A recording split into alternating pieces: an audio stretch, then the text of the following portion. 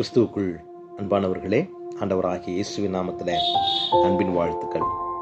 இந்த நாளிலும் கூட நாம் தியானிக்க எடுத்துக்கொள்ளப்பட்ட வேத பகுதி பரிசுத்த மத்தேயு 5ஆம் அதிகாரம் 9ஆம் வசனம்.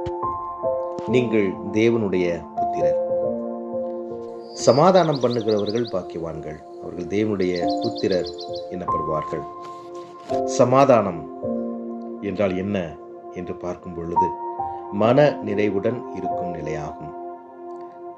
பூமியிலே சமாதானத்தை உண்டு பண்ண வந்தவர் சமாதான பிரபுவாகிய நம்முடைய நாதர் இயேசு கிறிஸ்து.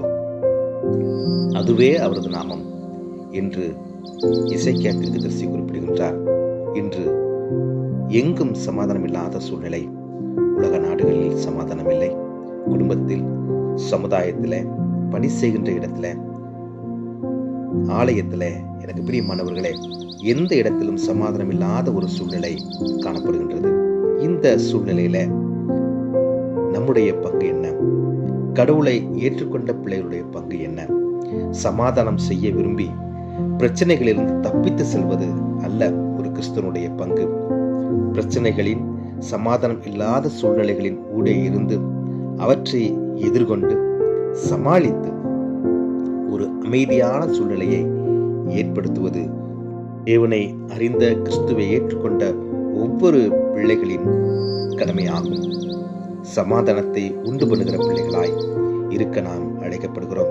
இப்படி செய்பவர்கள் கடவுளுடைய பிள்ளைகள் என்கிற கிருபையை பெற்றுக் கொள்கிறார்கள். நாம் பிரச்சனை செய்கிறவர்களாய் இல்லாதபடிக்கு சமாதானத்தை உண்டு பண்ணுகிறவர்களாய் இருக்க அழைக்கப்படுகிறோம். தேவனுடைய பிள்ளைகள் என்கிற ஸ்லாக்கியத்தை பெற்றுக்கொள்ள கர்த்தர் நம்மை இந்த நாளிலும் கூட அழைக்கின்றார்.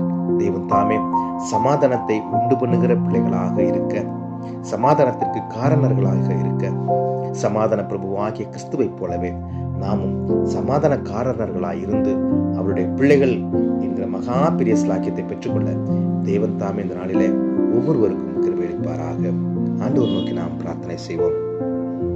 சமாதான பிரபுவாகிய எங்கள் அன்பின் கடவுளே, எங்களுக்கு சமாதானத்தை கொடுக்க வந்தவரே, தேவரே, நாங்கள் இருக்கிற இடத்துல நாங்கள் சமாதானத்தை உண்டு பண்ணுகிறவர்களாக இருக்க, சமாதானம் இல்லாத சூழ்நிலைகளில அந்த இடத்துல சமாதானம் எங்களை நிமித்தமாக உருவாக, அது நிமித்தமாக உமது நாமம் மகிமைப்பட, உம்முடைய பிள்ளைகள் இருக்கிற இடத்துல சமாதானம் என்கிற ஒரு மகா பெரிய ஒரு சூழ்நிலை உருவாக்க இதனை கேட்டுக்கொண்டிருக்கிற ஒவ்வொரு பிள்ளைகளும் நீர்க்கருவை அளிக்கும்படியாய், ஒவ்வொரு நாளையும் ஒவ்வொரு பொழுதையும் சமாதானத்தின் வேலைகளாக மாற்றுகிற பிள்ளைகளாய் ஒவ்வொருவரையும் நீர் தகுதிப்படுத்தும்படியாய் இப்பெரும் இரட்சகருமாகிய இறைமகன் இயேசுவை ஜெபிக்கிறோம்.